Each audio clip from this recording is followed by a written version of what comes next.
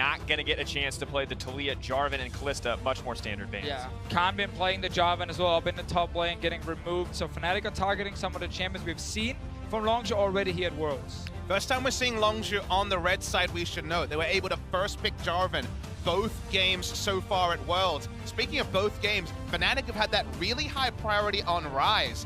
I wonder if they would even first pick it, given that it really allows Caps to roam and side lane as the game goes on. Yeah, exactly. That's a big one. But also Galio is open in this draft here. We know Longzhu wants to play that champion as well. And so I've been reading Reddit lately.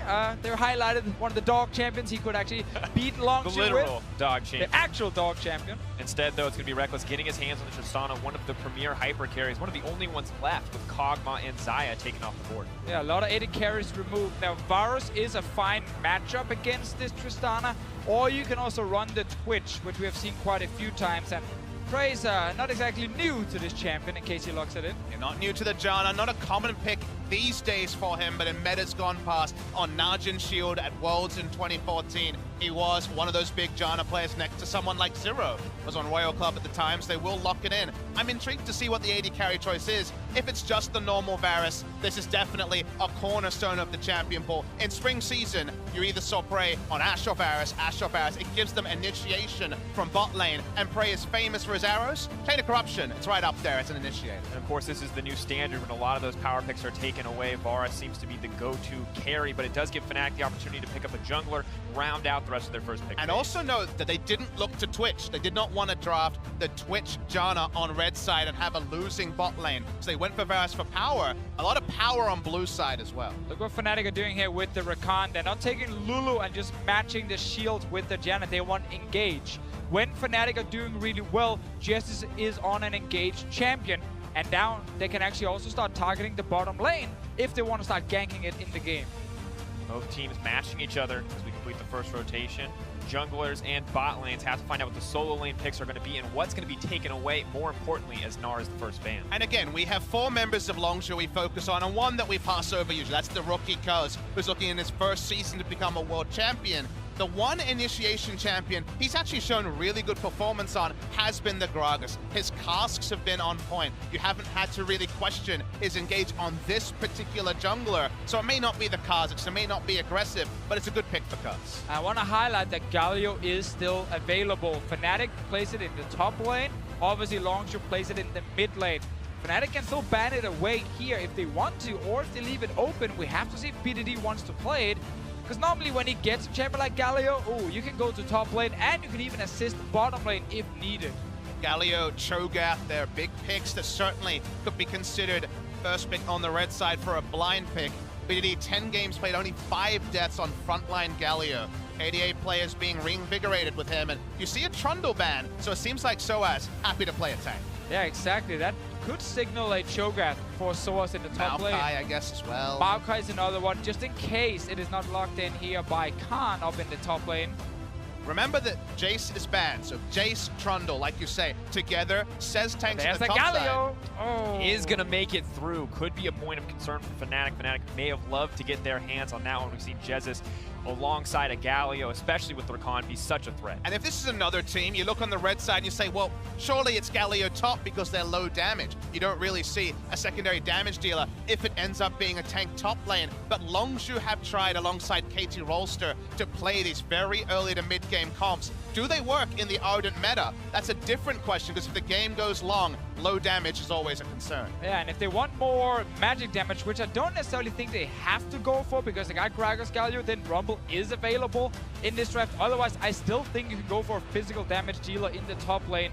We could see this actually locked in here. It's a dog champ for sure, but there was an escape. It's locked in. Okay, we see this played once in the LCK promotion tournament by Ever 8 winners. They ran Nasus into Maokai. You can free farm in the lane. There's the potential for turret dives, and it was this exact setup. Galio mid lane and Nasus top lane. Soaz felt so safe in blind picking a tank because they banned the Jace, they banned the Trundle, even removed the Jarvan. And then a Nasus shows up, that's his champion.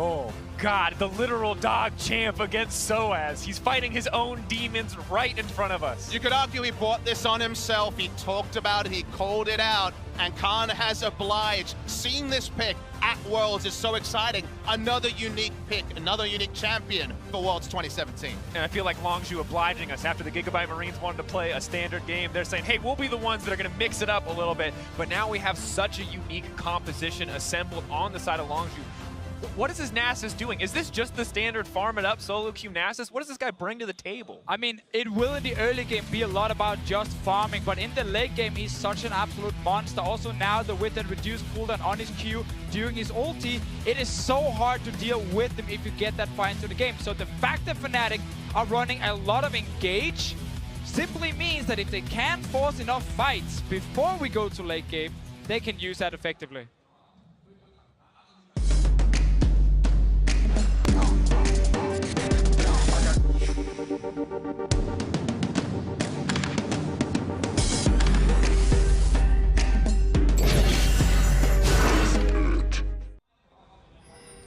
All right, here we are, Fnatic versus Longzhu, the Nasus pick mixing everything up.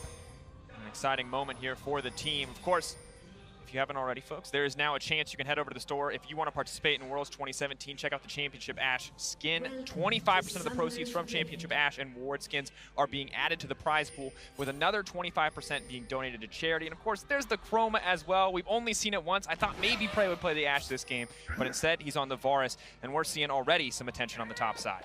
Talked a lot about Khan, who is caught up here, but probably not going to be enough damage to take him down. A lot of early poke. Clearly Fnatic are aware that this Nasus could be a problem if they let it go unscathed through the early game. They know he's going to be recalling, so they could get deep vision if they want, and certainly the saplings will do that. Longzhu backing away from their top side, but I wanted to mention Khan, because I think last year we came in, high expectations on Smeb. People were waiting, when are we going to see the carries? When are we going to see something different? Smeb played Trundle, Smeb played Standard. We see 2 games of Jarvan on the side of Longzhu. This time the Nasus available, but I have to hold the point. Number 1.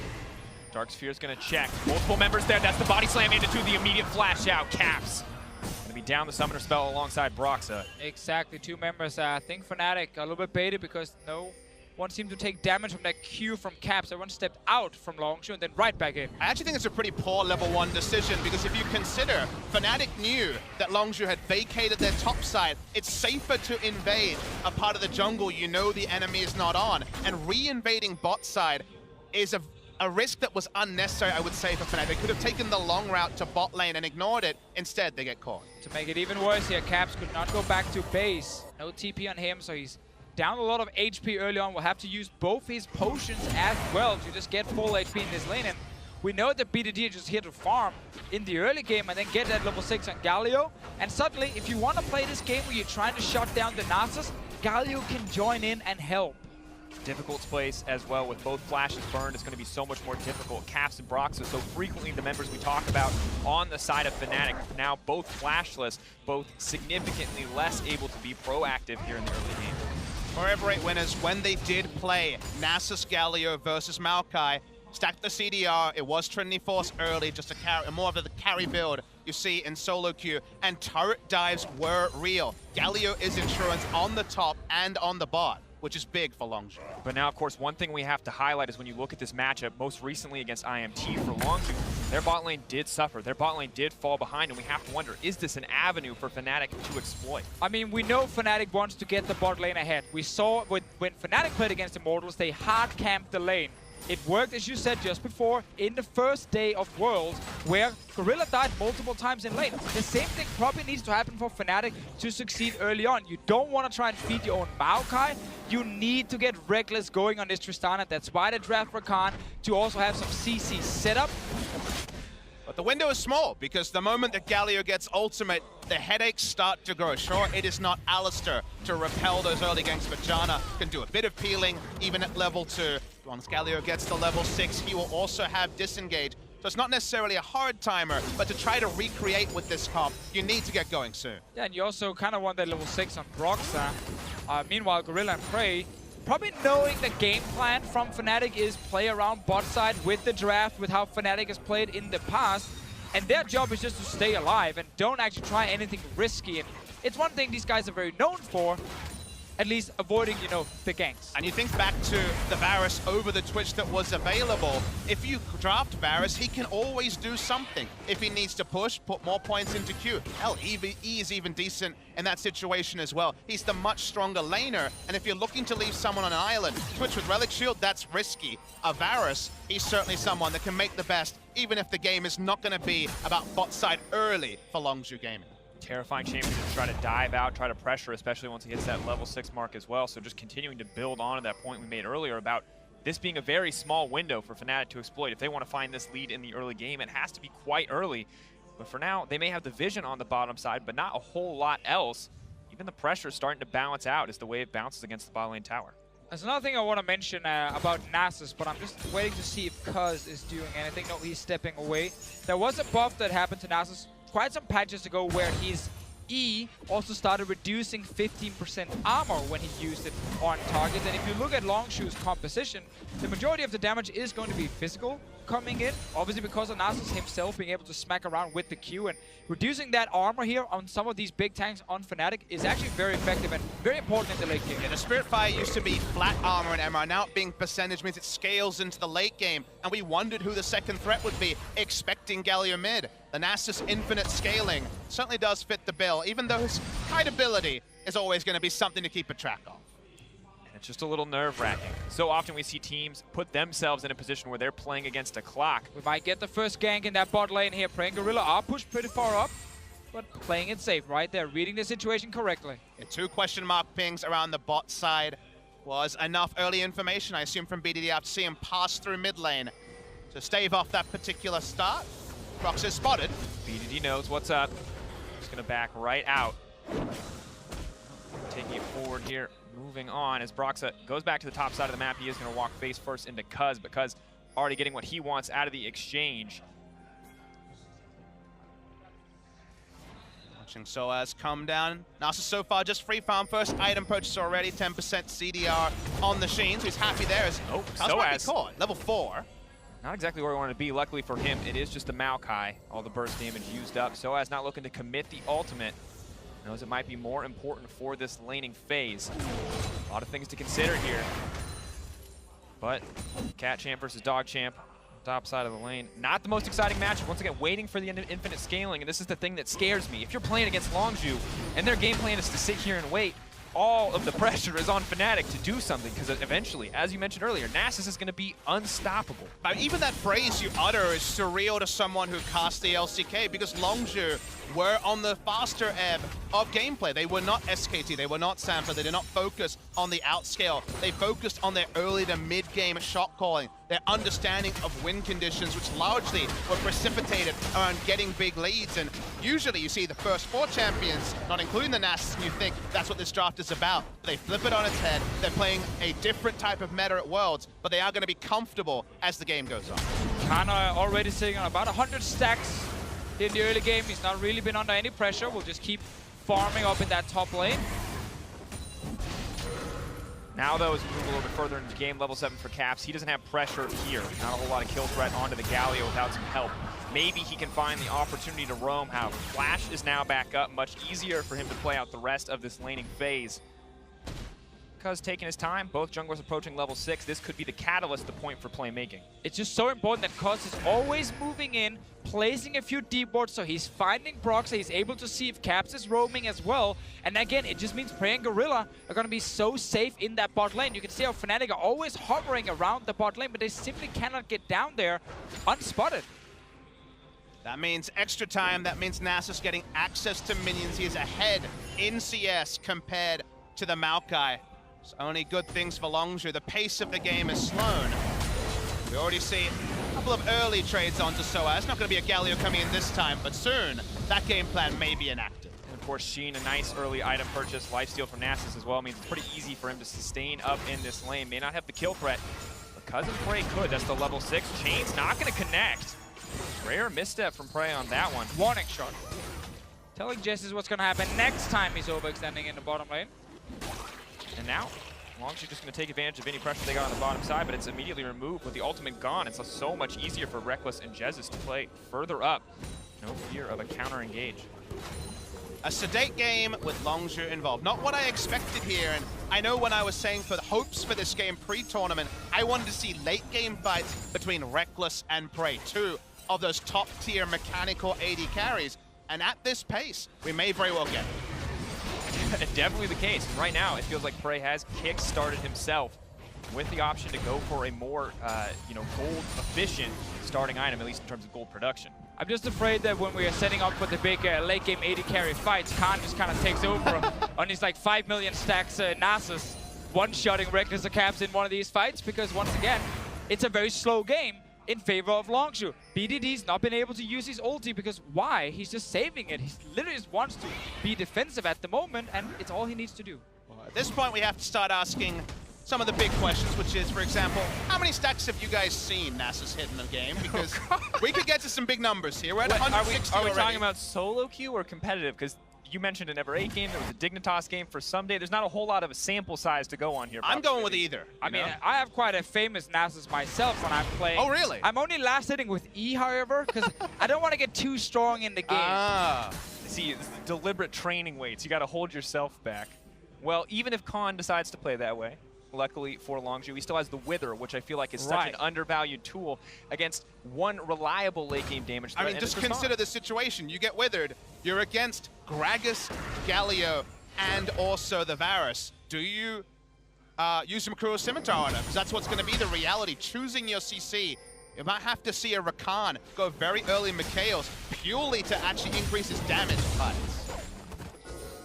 But still, not a lot of catalysts for action. We thought the bot lane might be posed for it. Of course, Prey does have the tools to force engages. Once again, it's just not in the Longzhu playbook right now to force anything aggressive because it's just not needed. And with that Scimitar, that might happen in the late game. Problem is obviously with Khan getting some cooldown reduction, the fact that his own cooldown on this W is so short, it's going to be like, what, 10 seconds? Maybe less. Maybe even less. So when Rekkles will have that small window where he uses his QSS to get some damage up, he needs to burn through tanks. It is super difficult unless Fnatic, and it's why we keep highlighting getting bot lane ahead.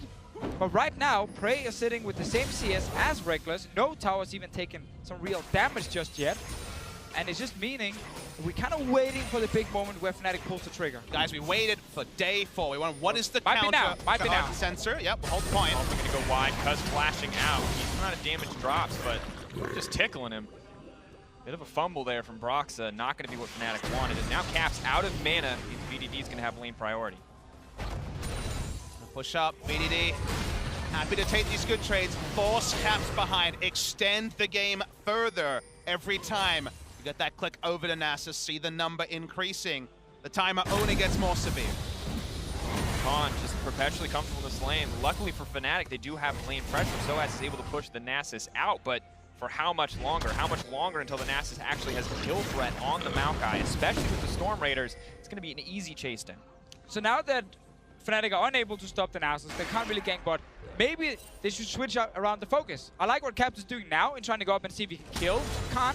Other thing you can do is you can try and lane swap with your dual lane, send him top. Let's see what happens here. TC, ultimate's going to come out. Not a lot of mana in the pool for Khan. Is still alive. Caps playing with fire here. Second he hits him, he's going to draw that tower aggro. So has not a lot of health. Just going to clear the wave. TP is going to be used as Longzhu take the bottom tower. Solid play from Longzhu, and Fnatic not getting anything. Yeah, I think Fnatic early on in this game here should have, when they had a push in the bot lane, recalled, swapped to top lane, and try and just rush down that turret here. Open up this map a little bit so Khan is not feeling so safe. But so much happened in an instant there for Longzhu. It was as the rest of Fnatic were backing that play happened. They took bot lane turret. We cancel his teleport in the blink of an eye. Nasus lives, they get bot lane turret. They're going to take a Drake as well, and nothing happens to the Nasus. He teleports back in with a completed Trinity Force. And it is difficult right now to be Fnatic because making that lane swap call is not easy. You feel like you're getting pushed in the bot lane, and if you don't get a good swap and get actually a tempo advantage where you take down the first tower first, it doesn't feel great for most teams. So it's not an easy situation to be in, and they are constantly looking for that potential gank, but the good vision control just stops them.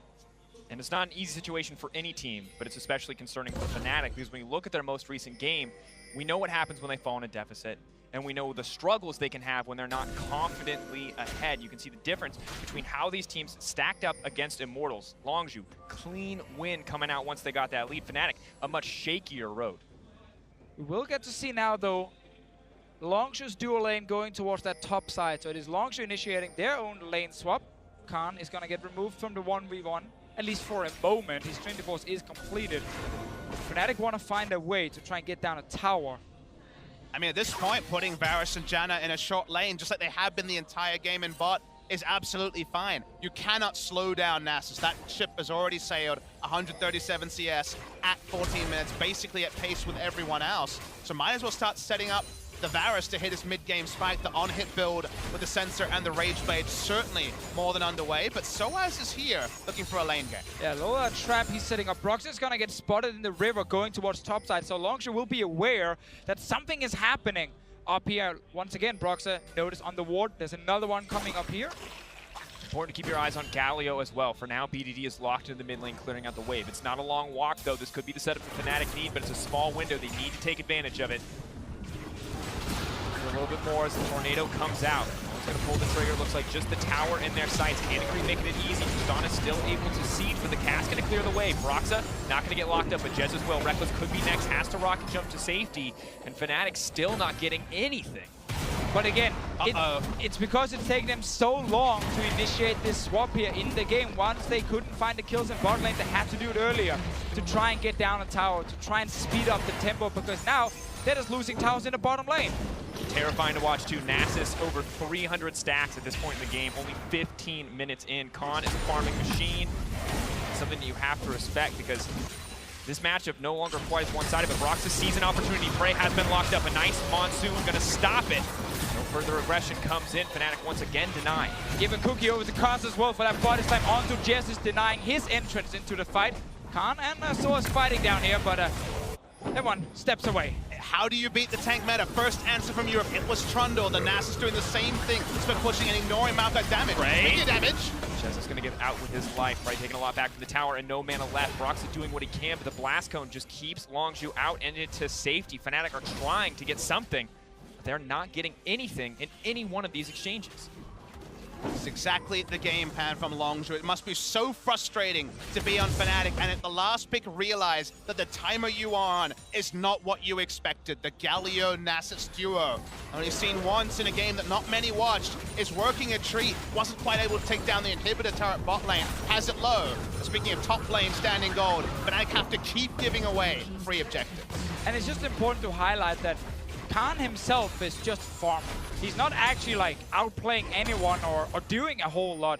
It's just the rest of Longzhu on the bottom side of the map, just like we've seen in the LCK multiple times, with defensive vision, by playing smart or avoiding any potential plays from Fnatic. And that's kind of why the game was so slow early, and there was never really an easy opening to take. Most teams around the world will always make a mistake here and there and give you at least a chance to force a fight on them. Barely been possible in this game.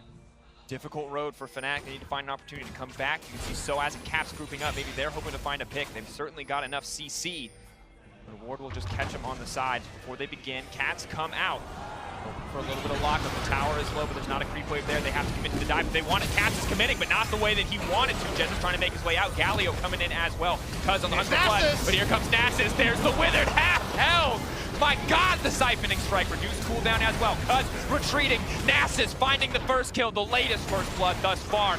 Prey taking down Caps as well. Longzhu cutting through Fnatic. And the difference with this side lane champion into tanks, he actually provides burst damage in a fight. Every Q will proc siphoning strike, just like an early game jungle Ezreal. Nothing Fnatic can do. Reckless half health and withered. One of the worst feelings ever. Give him Ardent Sensor, give him other items. After the wither comes through, he's not going to have the damage to do anything.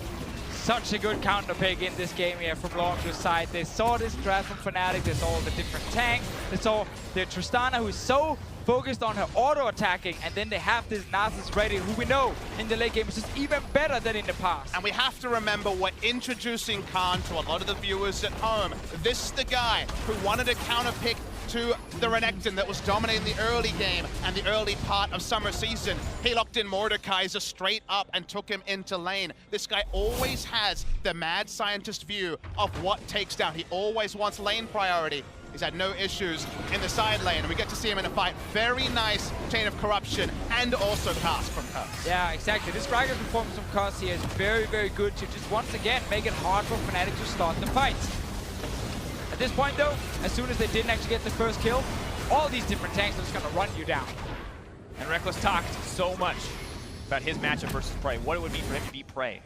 But he doesn't get to fight Prey. He has to fight Khan, and Khan beats 80 carries. This is so solid for the Nasus. He beats some tanks too. Oh, that's gotta hurt for Soaz. Another kill dropping for the Nasus, but a fight is breaking out in the mid lane. Longzhu stalling out Fnatic once again. Right now we're on 430 stacks for Khan on this Nasus, so not even 20 minutes into the game and we're plus 400. And just be clear, he can't enter lane. I mean, I say Soaz cannot enter lane against the Maokai. Permanent Wither, the CDR is mostly getting up there, at least 20% from the Trinity Force. Takes him down, percentage shred on the Siphoning Strike. Fires everywhere on the map, and they also still have that Galio ult up. They haven't needed to use it much. Backing off, Caps getting caught out. Even the tanks around have enough damage to take down the Syndrome. Wins the board. Ticking Prey actually going to grab that one. Longzhu are just playing with their food. 7K gold lead, 20 minutes into the game. Nothing for Fnatic, on the verge of getting perfect game. And that's the really worrying thing to say. 3-0 into a perfect game, Soaz just already dead. Chains of Corruption landing for Prey. He may have missed one, but every other one has connected thus far. We can see the 1v1 replay in the picture-in-picture. Important to remember how we got here, because that is a Rift Herald in the middle of Fnatic's base at 20 minutes. Khan can cut through these towers in an instant. Fnatic are out of options. They've got one last chance, one opportunity to try to seize a fight, but there is nothing in their wheelhouse. There is nothing in the toolkit. All they see is Nasus in front of them. This game is the story of Khan farming it up and bringing it home. And we get to see a dancing Rift Herald in professional play. It only dances if it takes down the Nexus, and bringing in the Nasus was the masterstroke, because the game was played around and all Fnatic could do is watch Longzhu in awe. We talked about how good Longzhu were, how dominant they could be. The shortest game of Worlds thus far, the dancing Rift Herald encapsulating everything that was this game, because to me it felt like Fnatic didn't even get to play League of Legends. Longzhu were just one step ahead at every turn. Exactly, like they tried to draft the Rakan to have some sort of engage in the bottom lane, but Cuz always went in, deported the enemy jungle, Prey and Gorilla played safe, and meanwhile Khan was just farming in the top lane. And the Nasus mains out there are nodding their head at picks and bans, because guess what? The Janna was taken early, very early, by Longzhu, have not prioritized it, and Janna shuts down Nasus in every single way. Melee damage champions cannot teamfight against a Janna. There was no Janna for them to claim. And also the Galio pick, it wasn't banned away by Fnatic. Big surprise to me, at least, they didn't remove it, because once again, it's a champion that prevents you from going aggressive in side lanes, because you can always join with the ulti. And there were too many factors for Fnatic to kind of get past. That simply meant they couldn't actually play so aggressive as they wanted to. And also note, BDD did not die. Another week, another deathless performance for BDD. Jet was finally wrong in his prediction. There we go. He tried. Something came true. BDD. Got him. And I think it just has to be so frustrating if you're on the side of Fnatic to come in to lose this hard in the early weeks when a lot of people expected you to come up big to a certain degree. And now you go into your matchup against Longzhu. You know it's a challenge. You play against a Galio in the mid lane. Frustrating. You play against a Varus on the bottom side who just avoids the all-ins.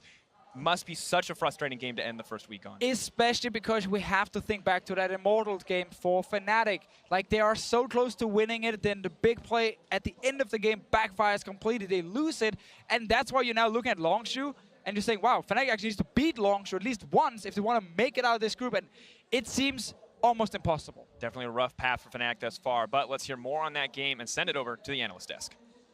Whew. Thank you very much, Dracos. Fastest game of Worlds yet. I mean, just a clinic by Longzhu, and to top it all off, we get the Nasus in the top lane for style points. And it was a perfect game as well, so Longzhu just had everything down. This composition we actually saw in the LCK's promotion tournament, where you have the Nasus top as a counter to the Maokai, and then Galio that is supposed to just have Nasus on the side lanes, killing the Maokai, and then you ultimate with the Galio to guarantee that you can tower dive him. But we never even got to see that because they just got so damn far ahead. But I do have to criticize also Fnatic's preparation. If you can recognize Taliyah as a power pick for BDD, how do you not ban Galio? That's his second most played. Taliyah and Galio enabled Khan more than anything else in the world. It didn't get picked into the second phase, and they just let it through. They thought, oh, surely they don't know how to play around this. We'll handle it. Well, yeah, there's going to be a lot of questions around Fnatic's draft, right? But at the same time, I would contest that if a team is willing to pull out a Nasus like this, then, I mean, you're basically taking stabs in the dark anyway when you're drafting against them. I mean, these are all great questions, but the real question is this the first time Harold has danced in a competitive game? The hard-hitting question. Yeah, the real question. No, the thing for me is also the fact that, you know, this works in solo queue all the time. I hear people raging, you know, how do we deal with the split pusher? Now it actually worked in competitive. And the big thing for me was that Galio pick. You know, normally when you're in a situation like that, the idea is to collapse on the guy who's overextended. You know, you gank the teleport first, kill him, and then you look for the big fight. But with Galio able to rotate so often, that could never be an option. And they didn't even attempt that. And then the other cool thing is with the primary disengage of Janna and Gragas, there's no way to ever really engage when Nasus is, you know, pushing that lane because they'll just disengage you away. I mean, I think the comp was extremely well thought out. This was not just a joke-type pick, right? Nasus works very well into the Maokai. It's a complete free farm lane. He had a 13-minute Trinity Force going Bandit, maximizing his gold with autos on the Maokai constantly throughout the lane. He has almost over 400 stacks at the end of the game, I do believe, and they have a huge amount of weave clear. They have disengaged. Their comp really had it all. Yeah, go for it. You can also wither the only AD damage on Fnatic, so you can actually team fight with this. It's a split push, but you have many options, and it just shows that Longzhu has actually given us a different flavor from just your squishy top laners. Now we get to see a pseudo tank, the bruisers of the Nasus, and that's more fear for being up against this team that now has clearly shown answers. I mean, Papa Smithy raised a great point mid-cast, right? With the Wither alongside all of the hard CC picked up from the side of Longzhu, that single AD threat. Would you even bother to, you know, Merc Scimitar, say, a Wither just for the sake of either avoiding the rest of the CC or pumping out the damage? It's almost an impossible decision, right? But at the end of the day, the game was so fast we don't even have a replay for you. Instead, we have a damage graph, just so you could take a look at how lopsided this all was and how much work everyone did in this game. And the fact that those numbers are also so very low. I mean, the game was over so fast. There wasn't really a big team fight. It was kind of that one big fight in the top lane, and then it was really sealed from there. We've had games in group stages where AD carries have done 65K damage as an individual. The highest damage in this game doesn't even top 10K. That's how fast it was. And the cool thing about it, okay, sure, the damage, not a single member hits over 10K, but this means that this game, because it was so clinical, we get, as analysts, the satisfaction of knowing that you can have a completely one-sided game with pretty much no action. You don't need kills, you don't need damage. It's all about pressure. It's all about knowing how to strike the right objectives with the proper composition. And Longzhu showed that against a team that is unwilling to look into their play style, they will just dismantle. My final question to you, Azale, is now that Longzhu moves to 3-0 and they can bring out picks like this, dismantle teams like this, what does this do to the rest of the group and how they approach Longzhu moving forward? I mean, it's a really scary team. We did see some weakness in their game against Immortals. Immortals show that they are able to be attacked somewhat, but they're such a strong team. Their decision-making is fantastic. It's very hard to attack them in pick ban because they're so diverse. And on the other side of the table for Fnatic, that means they are 0-3. No team has ever made it out of groups at Worlds when starting 0-3. So definitely dire straits for the European squad. A couple 0-3 teams that have their work cut out for them next week, but not for Longzhu. They're sitting pretty atop Group B with 3 straight wins. For more, we're going to send it down to Shox for a chat with their top laner. Thank you very much, Daj, with the man himself, Khan, who we thought maybe would pull out something super aggressive duelist, but it was the Nasus. So I'd love to know, Khan, why the Nasus in this scenario and why did it work out? 이제 그 많은 사람들은 칸 선수 하면 되게 공격적인 챔피언을 생각하게 되는데 이번 판에 왜 나서스를 고르게 되었고 나서스 픽이 어떤 의미가 있었는지 말씀해 주세요. 나서스 같은 경우는 이제 LCK 승강전에서 이제 EW의 탑 선수인 기인 선수가 마오카이 상대로 나서스를 쓰는 걸 이제 보고 거기서 배우게 됐는데 이제 한 번, 두 번 연습해가면서 이게 나서스가 마오카이 상대로 이제 좋다는 결론이 나와서 이렇게 대회에서 쓰게 됐는데 이게 원래 초반에는 다른 팀원들의 희생을 요구하는 챔피언이지만 만약에 그 희생을 담보로 이제 만약에 잘만 풀린다면은 이제 사이드 스플릿에서 좀 강한 모습을 보여줄 수 있게 좀 그런 식으로 게임을 진행하게 되었어요. So I first saw Nasus in the Korean regional qualifiers when every winners Keen played against Maokai at that match, and through that match I learned that Nasus is actually a good pick against Maokai, and through practice I decided to use this pick whenever at an actual match when the opponent plays Maokai. And actually Nasus requires a lot of sacrifice from the teammates, but through that sacrifice I think Nasus is a champion that can truly compensate that through the game and through split push. Oh, very interesting and very cool that you're confident enough to throw out these different picks. There were some question marks around how you also as a rookie would perform in your first Worlds group stage. You guys are 3-0 on the week for week 2. So how do you reflect on your own performance so far? 이제 사실 롱주 팀이 팀으로서는 많이 검증되었지만 아직까지 롱주 팀의 3명의 신인 선수들 뭐 BDD, 칸 그리고 이제 커즈 선수는 아직은 신인이기에 좀 더 경기를 봐야겠다라는 말이 많았었는데요. 이제 1주차 지난 현 시점에서 3승 0패로 매우 뛰어난 성적을 거두셨는데 현재까지 칸 선수는 본인의 경기를 어떻게 평가하시나요? 제 경기력은 만약에 10점 만점을 줄 수 있다면은 아직은 7점? 예, 완벽하게 잘하는 모습을 보이지 않아서 아쉬운데 이제 점점 가면 갈수록 더 좋은 경기력을 보여줄 수 있도록 이제 위쪽 상체 라인 3인방이 언제나 열심히 하는 모습을 보여드릴 거고 이제 점점 더 나은 모습, 더 좋아지는 모습 보여줄 수 있도록 연습 과정에서도 많이 노력하고 있으니까 좋게 봐주셨으면 좋겠습니다. So out of 10, I would give myself a 7 points, and I still think there's some room for improvement. But all of the 3 rookies of our team, we're trying really hard. We're practicing a lot and putting a lot of effort into it. So please keep cheering for us. I'm sure the people will. One final question. There are so many eyes on you this tournament because we saw how much you crushed in the LCK with always those aggressive picks and just doing things that no other top laners really do. Is there any advice you can give for aspiring top laners out there and what they should do to climb the ladder and maybe end up here as well? 지금 많은 전 세계 사람들이 지금 칸 선수의 LCK의 그런 인상적인 활약을 보고 많은 기대를 하고 이번 대회를 지켜보고 있는데요.